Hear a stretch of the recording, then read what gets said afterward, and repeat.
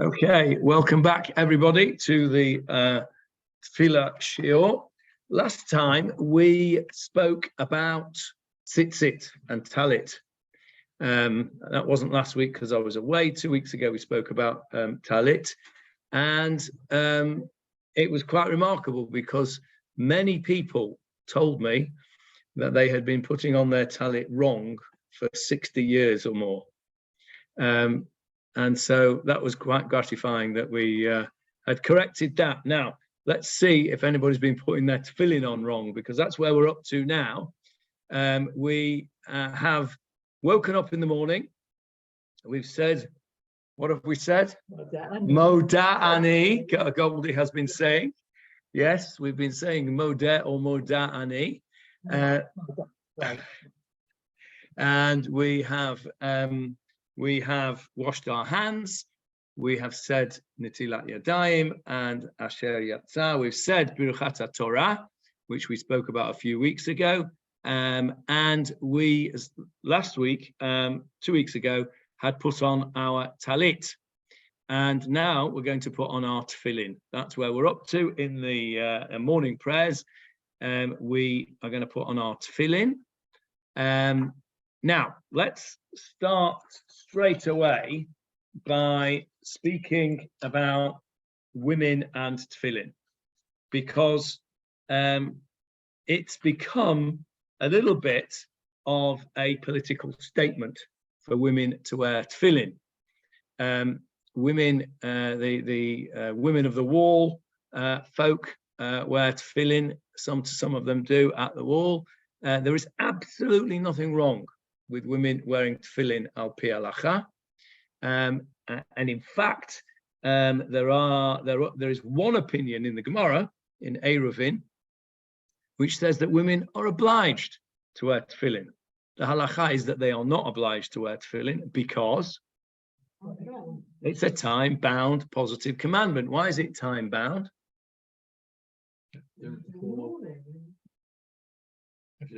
Yes, I have to do it in the day. Correct, Paul. You have to do it in the day.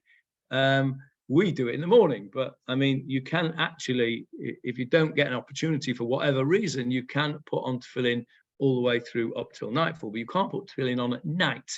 It is a time-bound mitzvah. So women are not obligated by it, which leads us to the usual discussion that we have regarding women and time-bound mitzvahs, and that is, are they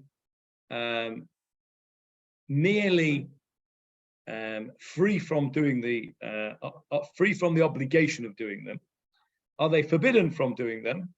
And if they do them, if they choose to do them, do they say a bracha? Those are the three sort of arguments that abound with all women and time-bound mitzvah situations. So, for example, shaking the lulav and etrog, taking the arba minim. It's a time-bound commandment.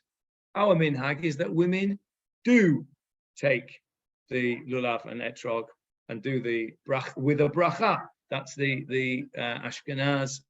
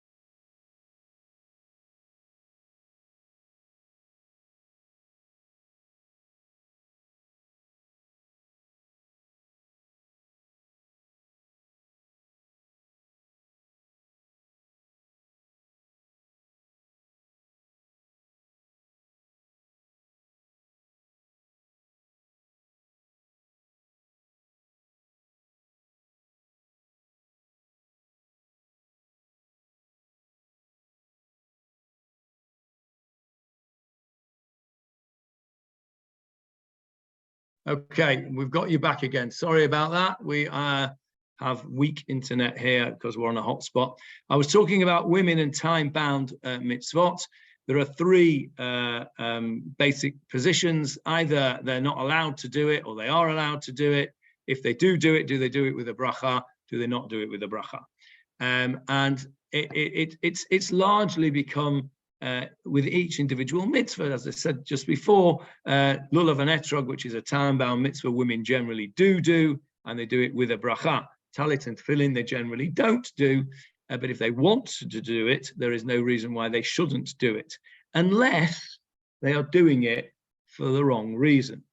And I don't make any comment about the women who do it in public. That's not for me to say, that's for them to say. But if it is, I'll give you a little story, a true story. The Jewish Telegraph, the extremely highbrow Jewish newspaper of the northwest of England, contacted my son when he was a Rav in Liverpool and said, do you give the Sefer Torah to your women on Simchas Torah to dance with? And he said, no. And of course, they started to harangue him about, so he says, why don't you ask me why I don't give them? And they said, well, why don't you give it to them? And the answer was, because they don't want it. Okay. And basically what he said was that if women wish to dance with the Sefer Torah because that brings them closer to a Kadosh Baruch Hu and it gives them Simchas Yom Tov, that's absolutely fine. But if they're doing it to wave a feminist flag and to use it as a stick to beat the men with, then it's not appropriate. And I think the same goes for who makes that judgment. An individual makes that judgment. Yeah, I think that they have to. I mean, I can't make that judgment for somebody else, which is why we said a couple of weeks ago about talit, that the advice is that if a woman wants to wear a talit, they should do it at home and not in public. And the same goes for tefillin. If they want to wear tefillin, that's absolutely fine. If wearing tefillin, if women find wearing tefillin, and what if they want to be with a tzibur? Well, there's no inyan of women davening b'tzibur. And if you want to be b'tzibur and you are the only person wearing tefillin, I think that probably says something about why you're wearing the tefillin. That's my personal view. But the advice is that those women who wish to wear tefillin, perfectly acceptable. If they want to say a bracha on the tefillin, that's acceptable according to many opinions as well. But it's advisable to do it in the privacy of your own home so that it is clear to you that, and probably others, that you're doing it for the right reason. So that's the women and tefillin, and in fact, the Rishonim are divided into two major camps. Basically, Rashi, as you know, Rashi's daughter famously wore tefillin. Rashi, Rambam rule that women can do these time-bound positive commandments. Rabbeinu Tam and the Rashba say that they can do it even with a bracha. So you've got, you know, as they say, yesh al mi lismoch, you've got who to rely on if you want to do that. So it's interesting that almost all the opposition to women wearing tefillin stems from one sentence attributed to Reb Meir of Rothenburg in the 13th century that says that women should not wear tefillin because they do not know how to keep themselves clean, meaning tahor, meaning that it could be that women will wear tefillin when they are in a state of impurity due to menstrual periods. However, that's a very weak argument because there is no Tuma and Tahara when it comes to Divrei Torah. And the Ramah, Rav Moshe Isserles, upon whom most of the Ashkenazim rely for their psak, there was a gloss on the Shulchan Aruch written by the Ramah, Rav Moshe Isserles. He went along with Rabbi Meir of Rothenburg, and that is why, generally speaking, Ashkenazi women do not wear tefillin. But it's based only on a single opinion Reb Meir of Rothenburg, who said that that they shouldn't do it because of impurity. Okay, so that is women and tefillin. Now, what about lefties and righties? Okay, I don't mean political views. I mean handedness. Okay, right-handed people wear their tefillin on the left hand, and left-handed people wear it on the right hand. What if you're ambidextrous? Wear them on both hands. Yeah, 2 pairs. Rabbeinu Tam's on what? Yeah. No, if you're ambidextrous, you wear it on your left hand.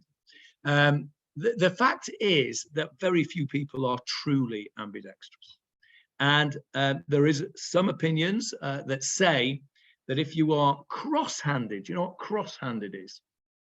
I didn't know this until recently. Yes, but particularly writing. Cross-handed means that you write with one hand, but you do all the other things. Your dominant hand is the other hand, except for writing. And that apparently is not uncommon. It's called cross-handedness. Anyway, there's an opinion that says that a cross-handed person goes according to what they write with. That writing is the, I always used to say that to people, you know, and they say, well, I used to say, what hand do you write your checks with? Well, no, nobody writes checks anymore. They just present their contactless payment, don't they? So you wear it on the weaker hand.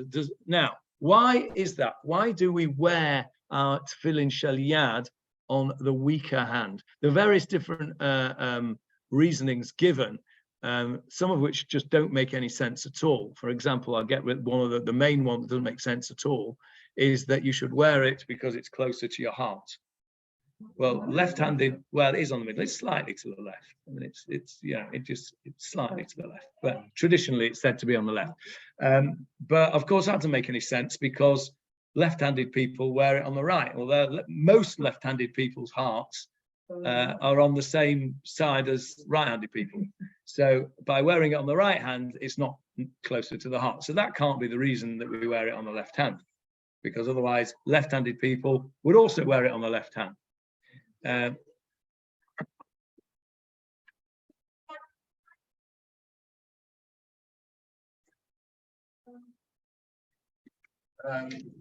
that can't be the reason. So any reasons why? Who knows what a suggestion why you should wear more tefillin on the left hand? Hold a weapon. Because what? Hold a weapon in the other hand. Oh, that's an interesting thought. Okay, now that's a very interesting thought. So Paul says because you can have your weapon in your stronger hand whilst you've got your tefillin on. Remember, it might not be such a stupid answer actually, because those in days gone by, people wore their tefillin all day long, not just for davening, and that's until fairly recently. When I say fairly recently, in the last few hundred years, people wore tefillin, and even within that time, you know, very pious people wear tefillin all day long. So where do we see in Tanakh? No, you're close. No, you're also close. Who was the left-handed shofet in Shoftim? Who was the left-handed, and it was very important that he was left-handed. Ehud. If you remember the story of Ehud was the guy, the shofet, the judge, who was left-handed. He went to see the king. I think his name was Eglon, if I'm not mistaken. And he went to see the king of wherever it was, Ammon or somewhere. Anyway, Eglon, I think, was his name. And he was left-handed. So he wore his scabbard on the right because he would pull out the dagger with his left hand.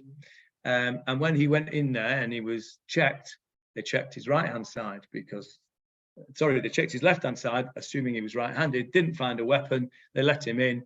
And I think it's not about when they bring the water in, how they drank the water. Okay, yes, that's a different thing. That wasn't to do with a weapon. You were talking about a weapon.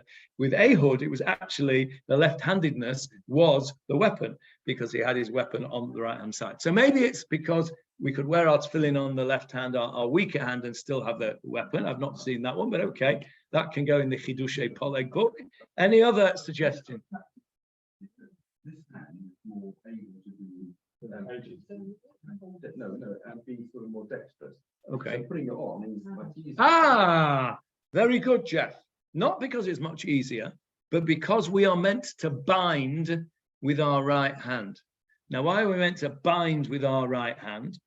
Where do we? You bind with your right hand onto your left hand. Are you left-handed? Okay, so you bind with your strongest hand. Yeah, but that is one of the reasons given. Where do we read about Tefillin? In Shema, right? What do we say? Ukshartam laot al yadecha, and you shall bind them as a sign on your arms. V'hayu l'tutafot beinenecha, and they shall be as a tutafot, a frontlet. Yeah, it means a tutafot means something beautiful, a pe'er. Yes, a sign, something between your eyes. And then next verse. Go on, loud.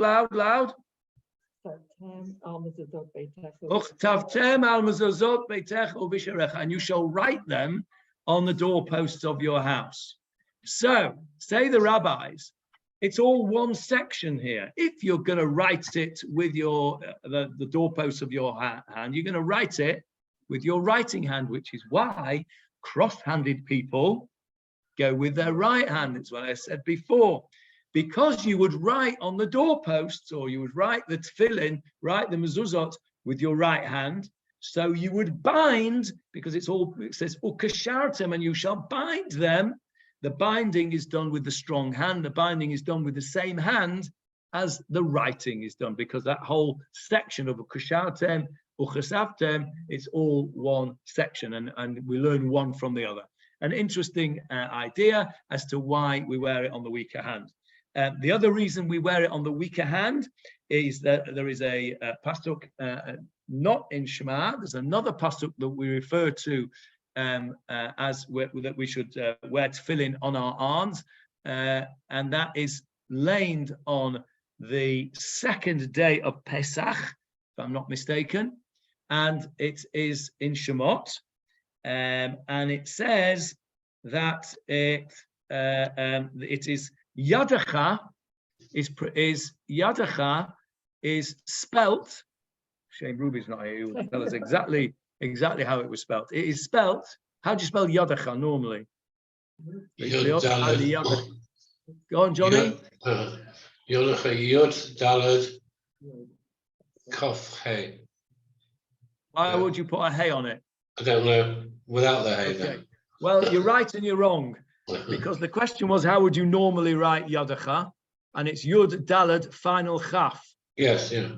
I meant that. Right? So that's where you were wrong. But you were right, because in Shemot, when it mentions it there, it's spelled Yadacha with a hey on the end, which is very unusual. And the Mefarshim say that if you split that word up, Yadacha, Yud Daled, Kaf Hey, you get Yad Ka, which means weak hand. I think so, yeah. The second day comes Or is it second day of Chol Hamoed? It might be it may be different in it may be Chol Hamoed. It's definitely in one of the days of Pesach that we lay in it, because it's the reason that those who wear tefillin, those that wear tefillin for Chol Hamoed, yeah, it must be on Chol Hamoed, because those that wear tefillin on Chol Hamoed on that particular day leave them on until after laning, because of the mention of tefillin in the laning. Okay, so there's a couple of reasons why we put our tefillin on the left hand. One, because it's yad ka, weak hand. Another one, because we do the writing of the mezuzah and the tefillin, mezuzah particularly in this particular instance, with the right hand. And the other reason, I'll just finish this off, is that whenever the Torah or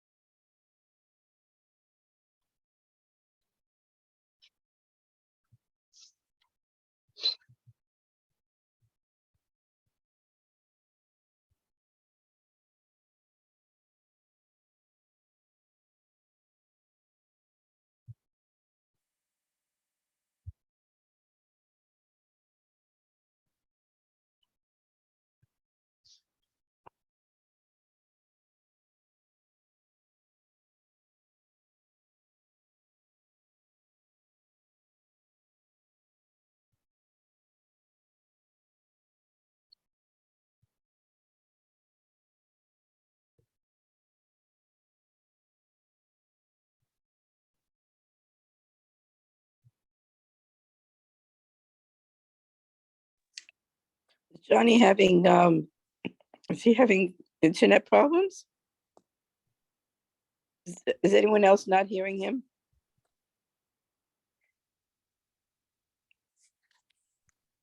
No, also not hearing him. Okay, now, okay, I heard you. Hello, can you hear me now? Yes, thank Sorry God. about that. We lost you for a few minutes again because of the poor internet. Whilst you were away, Barbara found the laning of Pesach. It's of the first day Chol HaMoed, and it's from Shemot Yud Gimel. And Paul pointed out that Yadecha is spelled both ways in that parasha, Yud Dalad final Chaf and Yud Dalad Chaf Hey. And that is why. Okay, so lefties are going to put it on the right hand, righties are going to put it on the left hand. How do we put on our tefillin? Okay, now, big difference between Ashkenazim and sefardim on how we do this. So we're going to stick for the moment with Ashkenazim because we're all Ashkenazim in the room. We're all Ashkenazim on Zoom, and I don't know who's going to listen to it. No. Why? You're still an Ashkenazi, Johnny. You might have a Nusach Sfard. Okay. Yeah. But you're still Ashkenaz, and you will still put your tefillin on in the Ashkenaz way. No, I don't put them that way. You put them that way? Yeah. That's interesting. Okay. Right. So Johnny can show us later how he puts his tefillin on. Now, here is a tefillin bag. Okay. How do we have our tefillin in the bag? Okay. We've got a tefillin shell rosh, and we've got a tefillin shell yad. Which one goes on the right and which one goes on the left? Johnny? Rosh on the right and yad on the left. How do you know that? Rabbi Yonah told me, Rabbi Volkin. Very good answer. Okay, you're right. The shell rosh goes on the right and the shell yad goes on the left. So, yes. You see, my bag doesn't have any signage on it. But as Paul correctly pointed out, the zip is on that. So I know that that is the front because the zip's over there. So that's how I put my tefillin down. And if I go into the bag on the left-hand side, I will bring out my shel yad. Okay. Now, how do you remember that? That's why. Johnny told us why, because that's how he was taught. But how do you remember that the shel yad goes on the left and the shel rosh goes on? Rosh for right, yeah. Both begin with a resh or an R. Quite simple. Right. So now, standing or sitting? Okay. Do you put your tefillin on standing or sitting? Hands up if you put your tefillin on standing. Anybody do it sitting? That shows you're not a real Sephardi, Johnny, because the Sephardim put their tefillin on sitting down. Yeah. I didn't know that for a very long time, and I just thought they didn't know the halacha. And of course, it was me that didn't know the halacha. I didn't know the Sephardi halacha. Ashkenazim stand for putting on tefillin. Okay. Why and why is there a difference? Why do we stand? I think we stand out of respect. Why the Sephardim sit? I don't know. I don't know. They sit for Kaddish. They sit for Kaddish as well. I suspect, I may be completely off the thingy in here, but I suspect that a lot of what we do, Ashkenaz, is influenced by the church over the centuries. And in the church, you stand out of respect. You know, when you pray, unless you're kneeling and doing all that gear. But, you know, I remember in school when we had assemblies, when you sang the hymns, you stood. You know, when you said the Lord's Prayer, you stood. I don't know, I'm guessing, because it's certainly true to say that much of Nusach Ashkenaz that we are familiar with, certainly sort of what I'll call Nusach Anglia, is very influenced by the church. For example, most of you will recall ministers wearing canonicals, okay, long black gowns and the little. I don't remember wearing Jewish ministers wearing a dog collar, but I know that they did a little bit before my time. I think in the maybe yeah, a little bit older than me. I remember. I know how old you are. I've seen your passport. Back in the certainly in the 50s and probably the early 60s, Jewish ministers in the United Synagogue, some of them at least, wore a dog collar, which of course was, and the canonicals. So we all remember the canonicals and the little white frilly thing and a pom-pom hat. You know, all of these things have been influenced by the church. So I wonder whether the standing may well also be, I think we do it out of respect. Why the sefardim sit for Tefillin, I don't know. Maybe, yeah, maybe Gold is right. Maybe they've been influenced by their surroundings as well, and the Arabs and Muslim nations tend to sit on cushions on the floor.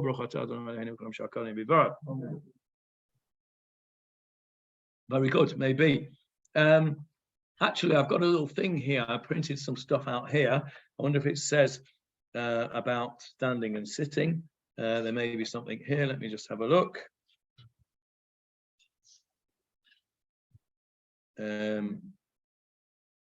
Standing or sitting. Here we go.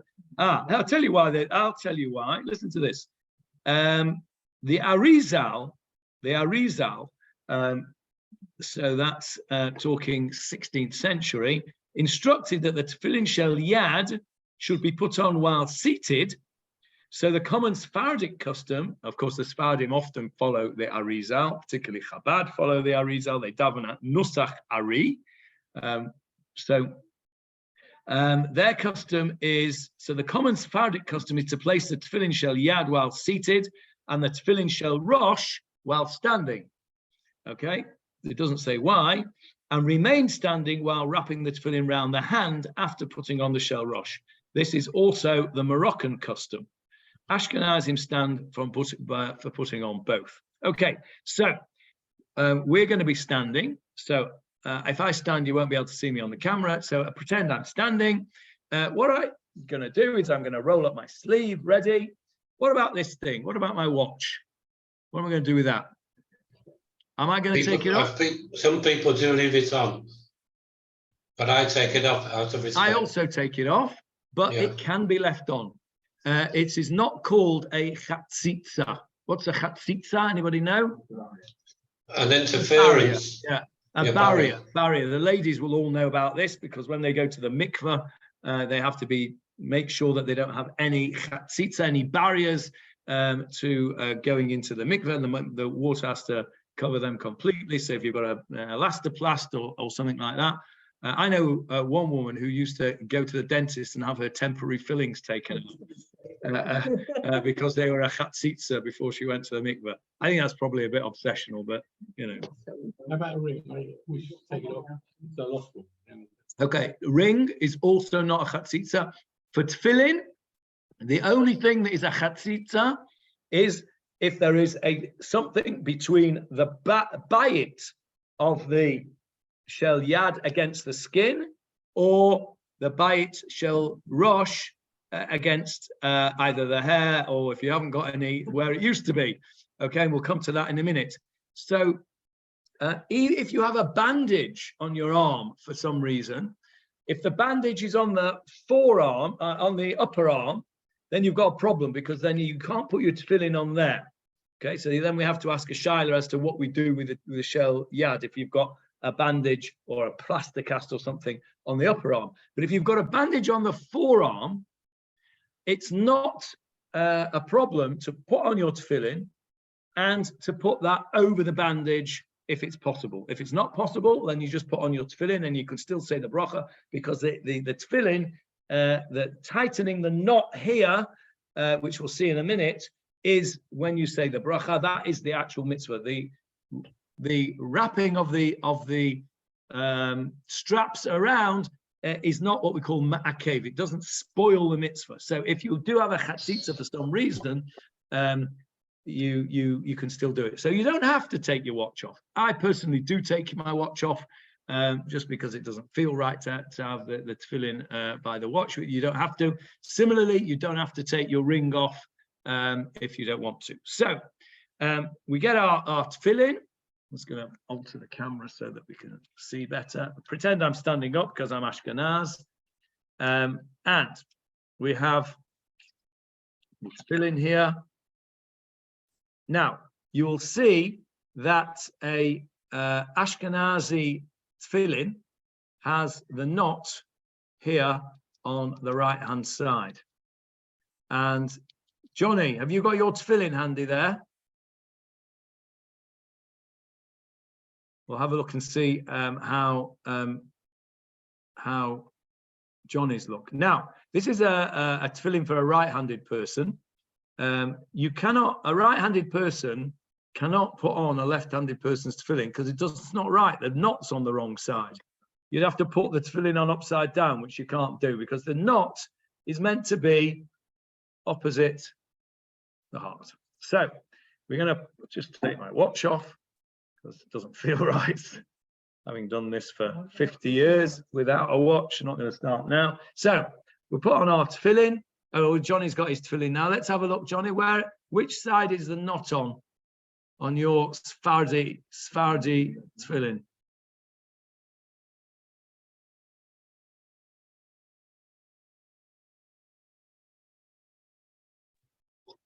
Nusach Sephardi, not Sephardi.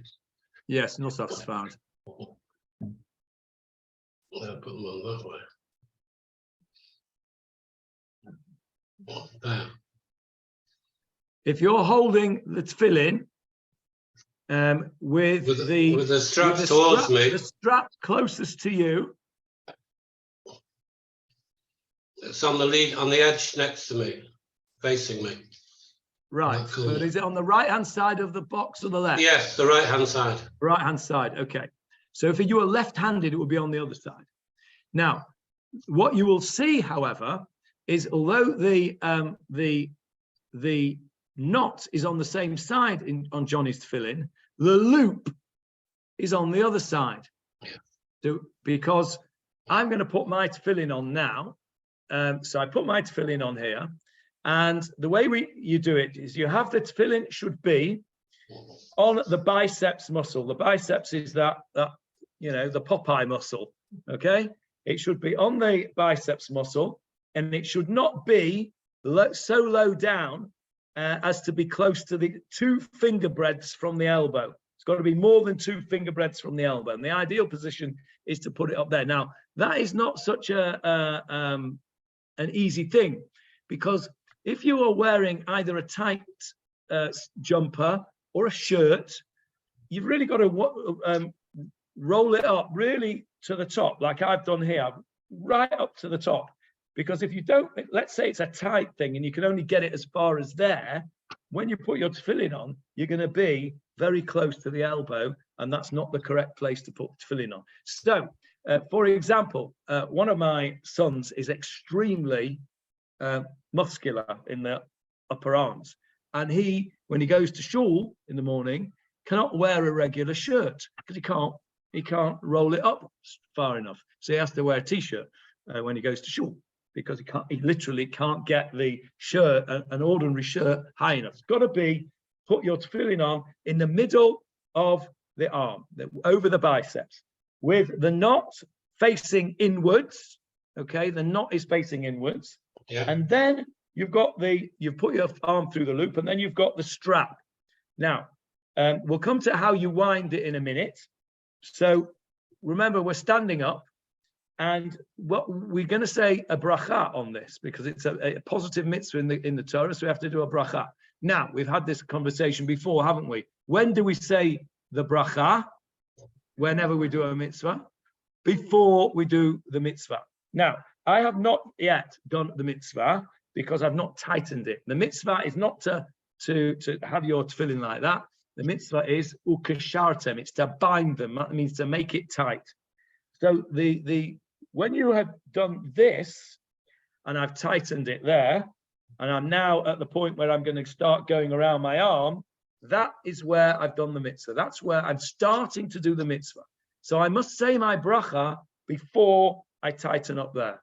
So what we do is we have it loose like that, and we hold it, and then we say the bracha. What's the bracha that we're going to say on the shell yad?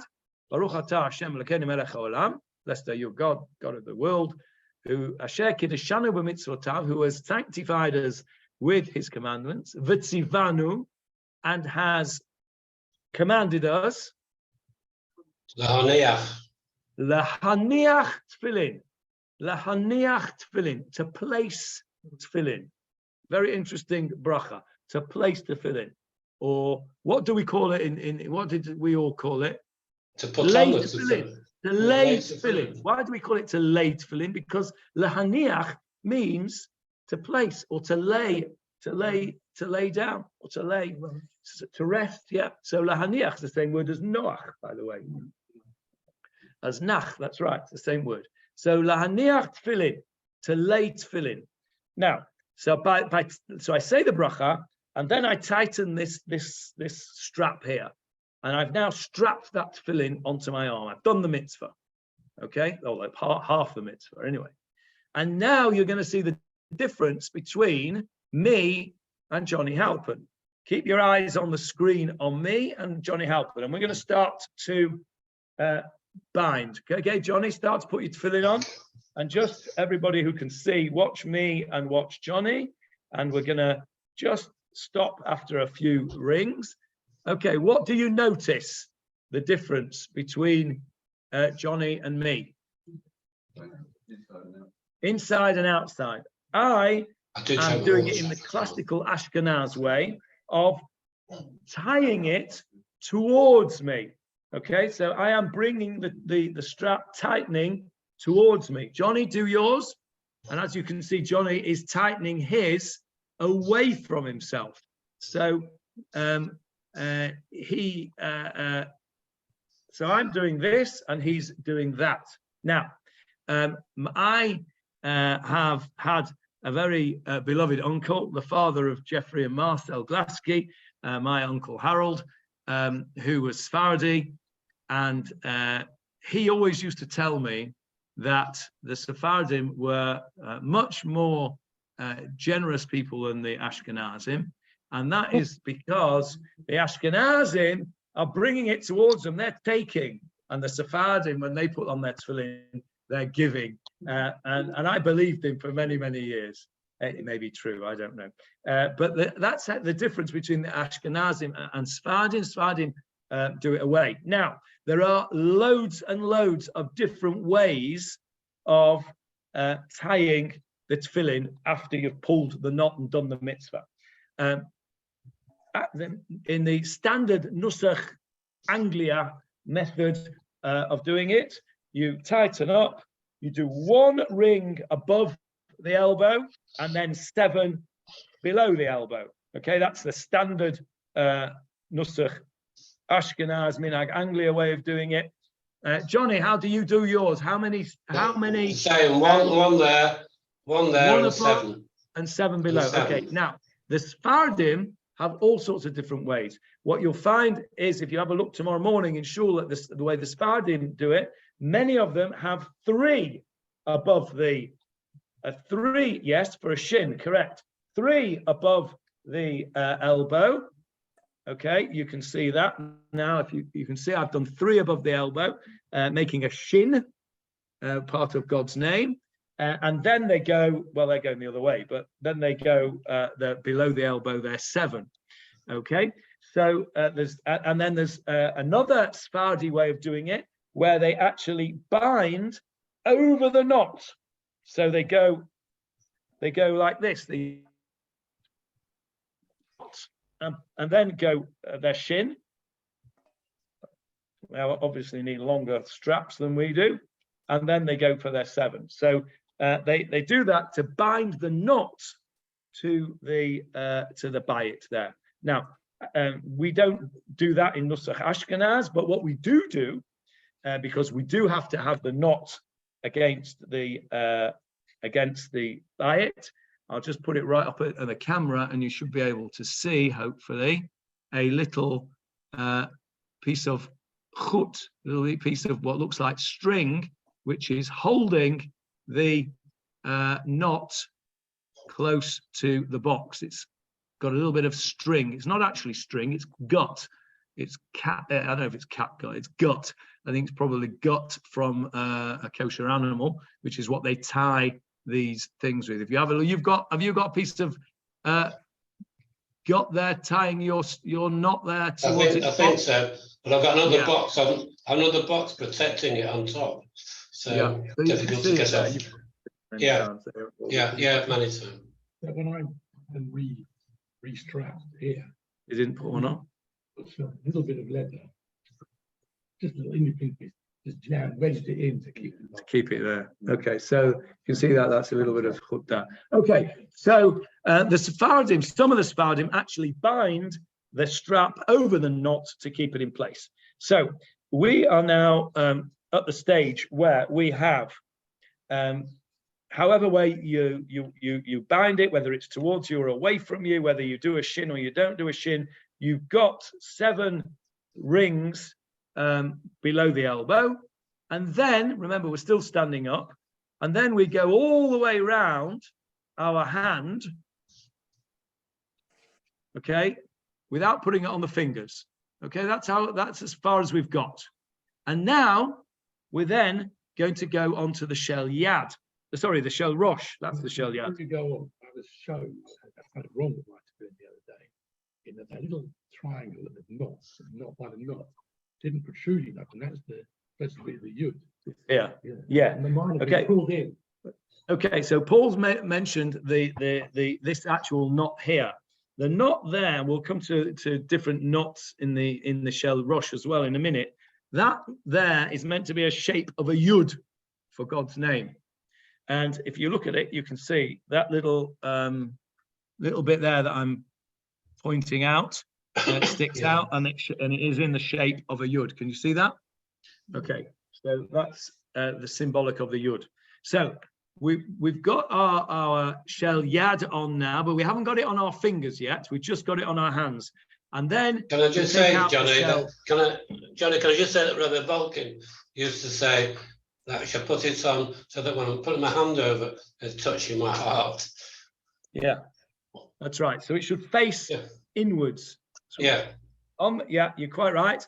On the biceps muscle, facing inwards, not facing outwards. Yeah. So that when you, as Johnny says, when you put your hand across, you can see now that the bayit of the shel yad is right close over to the heart, which again is a bit of a problem if you are left-handed, because you've got to get your arm right over there. Yeah, unless you've got dextrocardia. It's something you just remember from 67 years ago. Well remembered. So now you've got your shel rosh. Now, can you see how I have wrapped up my shel rosh? I've wrapped up my shel rosh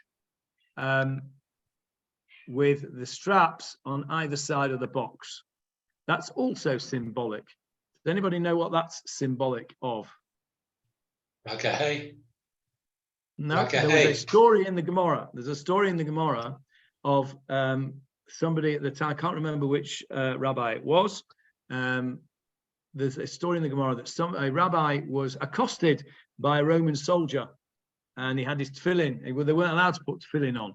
So he had his tefillin in his hand, and the Roman soldier said, "What's that in your hand?" And he said, "It's a dove." And he opened up, and it was a dove. And, he was like, a magician kind of. But this is the shape of a dove with its wings on either side of its body. And that is the traditional way of wrapping up a shel rosh for that reason. To remind us of that story in the Gemara of this miracle that happened with this rabbi, that his tefillin turned into a dove. Paul's got his cynical face on there for a change. Okay, so now we're going to undo the shel rosh, and we're going to take it out of its box. Now, Johnny, have you got, what kind of a knot do you have at the end of your shel rosh? I have got a knot which looks like a final mem. You see that? It's like a square box. Okay. Yeah. That is called a double yud knot because it's two yuds. You imagine one made into a square. Now, what have you got, Johnny? They're the same. You've also got a square? Yeah. Okay. 4 little squares. 4 little Okay, squares. four little squares. Okay. Now, I haven't got any other tefillin here to show you. That is the traditional Ashkenaz knot. The Sephardi knot and the Hasidic knot as well is a yud. Completely different.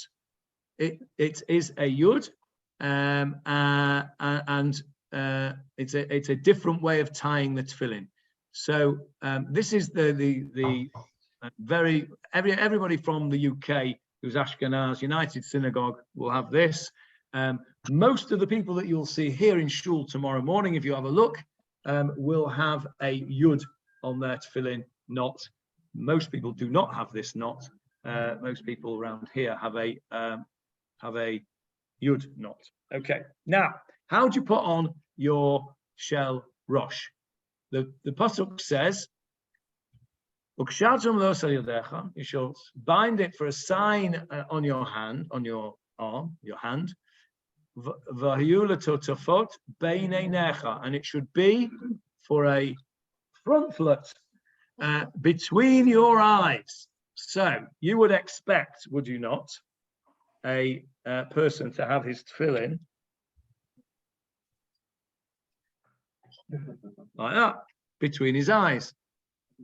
And indeed, you do see some people who have their tefillin like that between their eyes. But that is not the correct halachic way of doing it.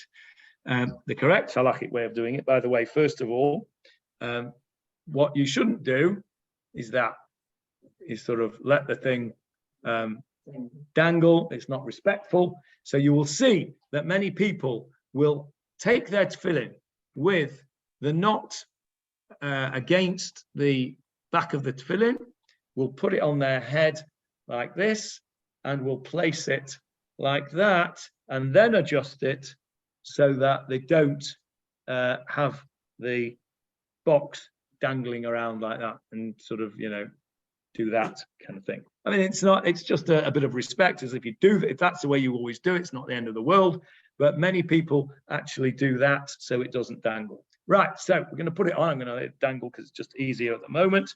So where do you put your tefillin? Okay, so you'll put your tefillin not beinei necha, between your eyes. Well, it is, I suppose, between your eyes, but not directly between your eyes. It has to be in the middle. But it has to sit on the hairline, or where the hairline used to be, okay, or where the hairline would be if you were fortunate enough to have any, okay. So it sits there. The bayit should sit no further forward than the front of the hairline. It can go further back as far as almost to the crown. So, if you see people with it like that, often you see people with it right at the top like that, almost like, like a Teletubby. And the reason usually is that those are their bar mitzvah tefillin that they just pull out, once a year when they've got yortzeit, and they're too small for them because they're this bigger head now than they did when they were 13. But it's not wrong to do that. Anywhere between the hairline and just in front of the crown is fair game for the tefillin. Ideally, it should be just at the front there, sitting just behind where the hairline was, in the midline. Yes, Brian?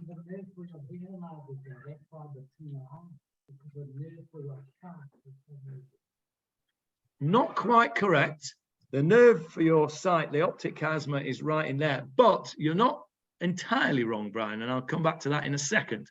So we'll come to the bracha in a minute. Now, so I've got my shell rosh on at the right place at the front. What about the knot at the back? Where does that have to sit? Just above the knot. If you feel the back of your head, you will feel a little bony bit sticking out, which is called the occipital prominence, and the knot should sit just on that bony prominence. If it's lower down, actually on the neck, nape of the neck itself, that means your tefillin are too big. You need to make them smaller. Okay, so it needs to be just sitting on the. Huh?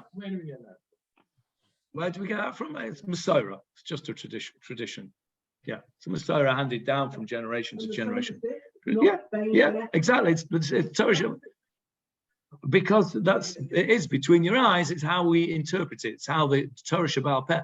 It's one of the proofs, if you like, that people bring for the Torah Shabbal Peh. Because if we didn't have a Torah Shabbal Peh, we'd be writing, on the doorpost itself. We'd be writing these things in ink between our eyes. We have to know, and it's tradition that we've been told from Moshe Sinai to Yoshua to the Zakanim, etc., how we do our tefillin. Now, well, there is another bracha that we have to do for tefillin, which is Baruch atah Hashem Elokeinu melech haolam, she'er kedishanu b'mitzvotav v'tzivanu al mitzvat tefillin. Now, why do we have two brachot for the tefillin? One lahaniach tefillin on their hand, and one for mitzvat tefillin on the shel rosh. Why?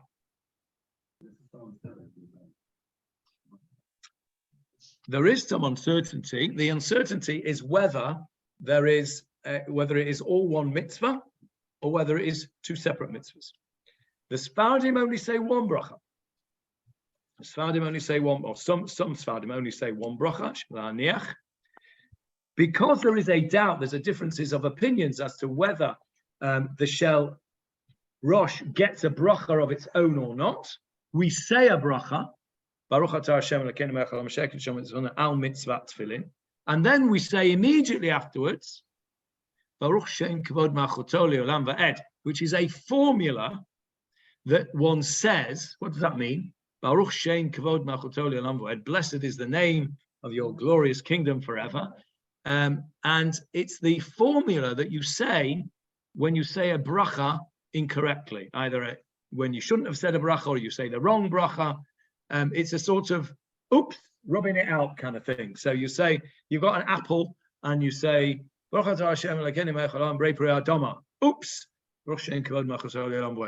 that sort of scraps that bracha, as it were, and then you can go ahead and say, actually, that's not a good example because you can be yotze with a hadoma from it. My name is or not? Yes. You say what? No, I only say it once. You only say it once. It's on the bracha. It's Baruch Shem Kavod Malchuto Le'olam Va'ed is to satisfy the opinion that says we don't say a bracha. Okay, so we say a bracha to satisfy the opinion that says we say a bracha. We then say Baruch Shem Kavod Malchuto Le'olam Va'ed to satisfy the opinion that says we really shouldn't have said a bracha. Okay, so either way, we're covering all bases. There's a lot of covering all bases goes on in Judaism. It's a very horrible operation, Jeffrey. Don't go into it. Okay, Paul has raised an interesting question. What do? You put your shel yad on, and you got distracted for some reason, and you forgot to say the bracha of lahaniach tefillin. So then when you put your shel rosh on, what do? You say your al mitzvat tefillin, and you don't say Baruch Shem Kavod Malchuto Le'olam Va'ed, because you absolutely do need a bracha now. Okay, there's no opinion that says you don't need a bracha for tefillin. You haven't said that one, so now you say this one, and you don't say the Baruch Shem Kavod Malchuto. Is that what you did when that happened? Correct. No. Depends how far you take it out. If you take it out of the bag, you can leave it on the side, but if you've taken it out and you've uncovered it and you've taken it out of its box and you've unfurled it, then you've got to put it on. That's right. So if you can't put the shel rosh on, as it happened to me once when I had some surgery on top, I couldn't put the shel rosh on. Can I make the bracha mitzvah tefillin as well as the haniach tefillin? No. If you don't, if in a situation where you can't put your shel rosh on, You put your shel yad on and you say your bracha of lahaniach, and that's it. You don't say the al mitzvah. Okay. Now, so if one only has one of the tefillin, or for some reason can only wear one of the two, like you've just said, you wear the one that you have, and you say the bracha, as each one is a mitzvah on its own. Okay. Similarly, this is an interesting one. What happens if you've got a shel yad which is kosher, but for some reason your shel rosh is posel? I don't know. Maybe there's something missing. It's not right. It's not. There's one of the parshiot not written correctly, and you haven't yet got it fixed. Then what do you do? So again, it's as if you haven't got it. So you just say the bracha on the kosher one.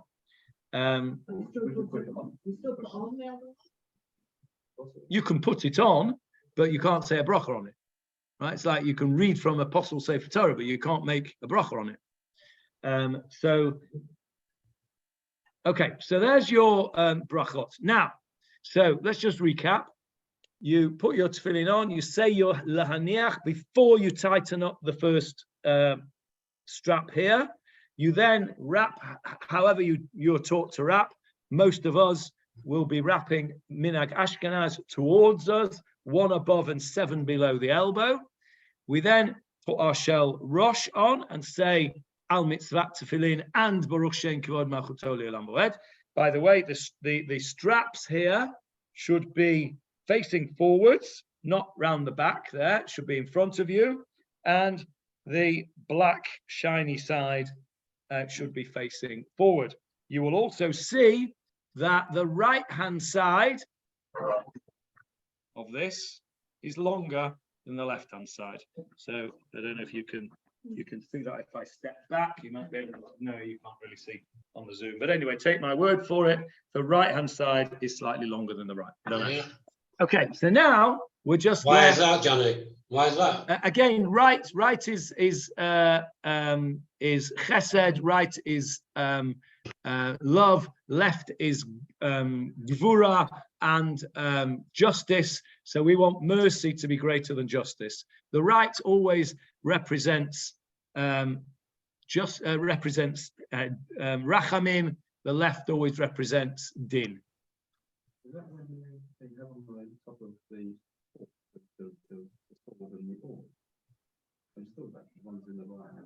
I guess so. Yeah, I guess so. One is strength and one is mercy.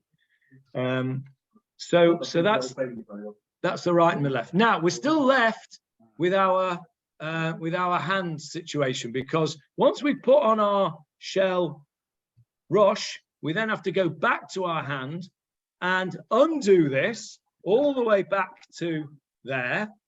And then we have to put it on our fingers. And again, as with the straps on the arm, there are many different ways of doing this. Standard Nusach Ashkenaz, Nusach Anglia way of doing it is to make a shin on the middle finger. So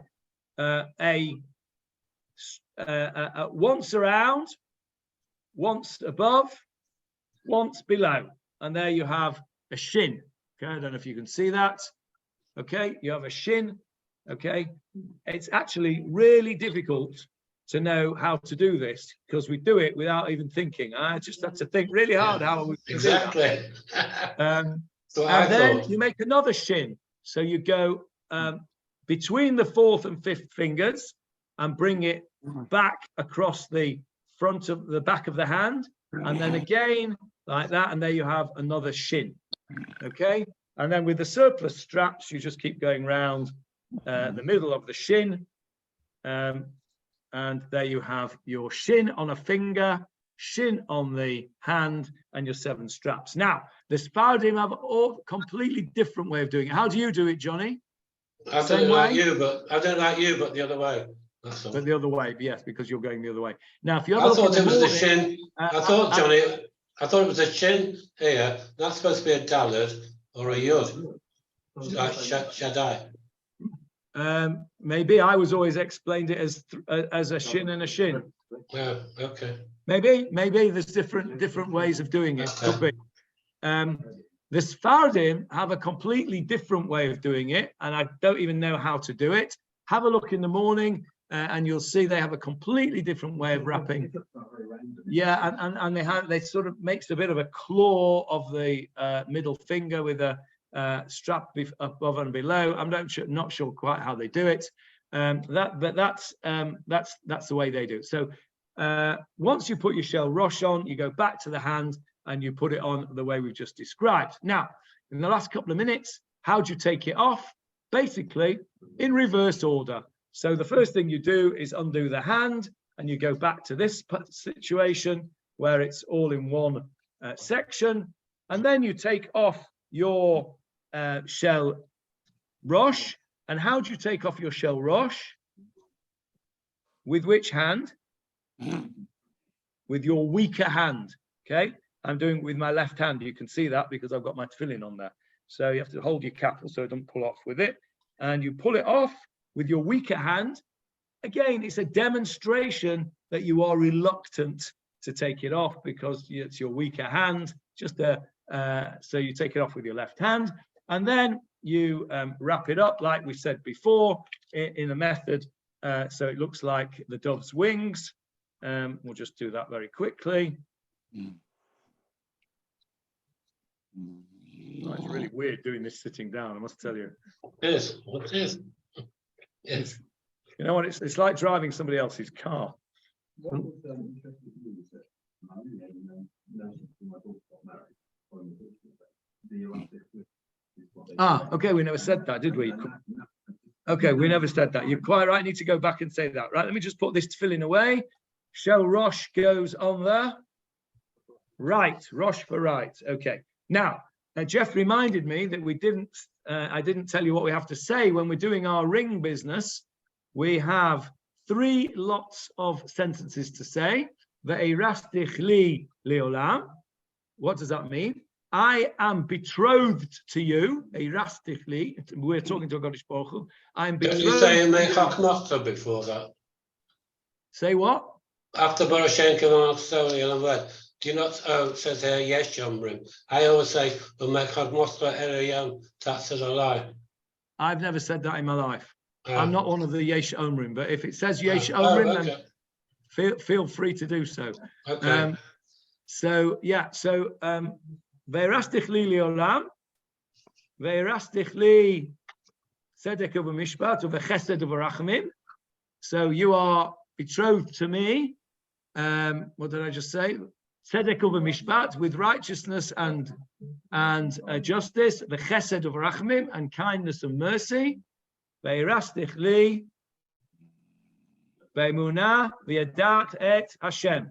I am betrothed to you with faith and with the knowledge of Hashem. So this is these are the rings of betrothal, which Jeff reminded me of, and he said, in the case you didn't hear, he noticed it when his daughter got married, and there is this idea of betrothal. So when we put our finger tefillin on, we are betrothing ourselves in a threefold manner to Hashem. So that's the significance of that. So we're now taking our shell rosh off, and we've got to this stage, and then we take off the shell yad. And again, well, you really, it's impossible for you to take that off with your left hand. Try it and see, you can't do it. So of course you have to take it off with your right hand. Okay, and then you put it back in the box, making sure, you see the box has got a hole there, right? It's got a cutout. And the reason for that is it's got to have a cutout because the knot has to be next to the box at all times. And now when you wrap them up, then you can then put your strap over the knot to keep it in place, in its right place. So then you can wrap it up however you like. Some people wrap it up in the dove formation, again, for the same reason. I, as it happens, don't do that. I wrap it up all on one side for one simple practical reason. I know which one's which. When I put my hand in my tefillin bag, I know which one's which because one feels different to the other. And that goes in on the left-hand side, and that is the end of tefillin. Questions? I noticed people who will cover their tefillin. Okay. And also there's that thing that you put on top. Okay. So Jeff says, what about covering tefillin? There are some people that cover their tefillin, and there's a little box thing. Yes, cover it with your shirt. And hang on a second, and she'll tell you what it says here about that.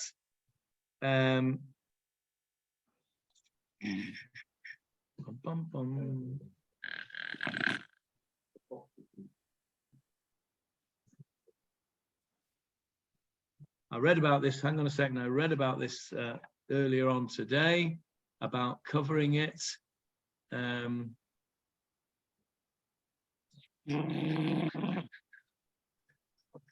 They're not for protecting it when you're pulling your shirt down, so that you don't disturb the inks and things. Johnny? It's frozen again.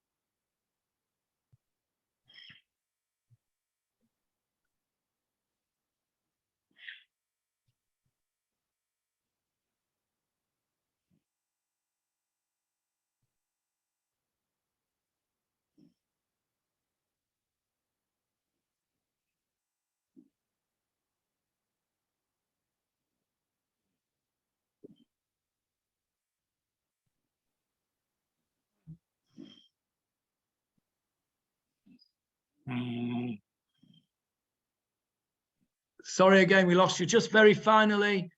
We were just talking about covering over the tefillin. There's an inyan to cover the tefillin. That's why you have that little box, and some people put their shirt over it. The reason being that it's a sign for you and not for anybody else. It's a very personal thing. And I just mentioned finally that you're not allowed to interrupt between putting on your shel yad and your shel rosh. So if you see somebody who's in the middle of putting on their tefillin, they've put on the shel yad, they've not yet put on the shel rosh, don't speak to them because you've interrupting their mitzvah. They're not allowed to reply to you. It's all one mitzvah, and therefore you can't interrupt between the two. Not even to say answer to kedusha, not even to answer amen, not even to answer to anything at all. You do not. If you happen to be in the turn up and they're saying kedusha when you put on your tefillin, first of all, you're very late. What you're doing coming in so late. But if that happens, okay, you put on your if you put on your shel yad and they get to kedusha, stop, listen to kedusha, but don't answer to it. And then when they're finished and they've said Hayel Kadosh, then you carry on putting. You don't say amen. Yeah, but if you are better off not starting, until after kedusha. But if you didn't and you find yourself in that scenario, you don't answer to kedusha because it interrupts the mitzvah. Yeah, you would wait till that. That's right. We'll get eventually what to do when you get there late and which bits you can skip and what have you. Any other questions before we finish? It's very technical, Johnny. What is the mitzvah of tefillin? The shel rosh, where you make the bracha mitzvah tefillin, or l'aniach tefillin? Okay, the reason being that Just there's a machlokas whether it's one mitzvah or two. Yes. So if it's one mitzvah, you only need one bracha of l'aniach. If it's two, you need a second bracha for the second mitzvah. That's why we say Baruch Shem Kavod Akmach Hasol afterwards, because we're hedging our bets whether it is or it isn't.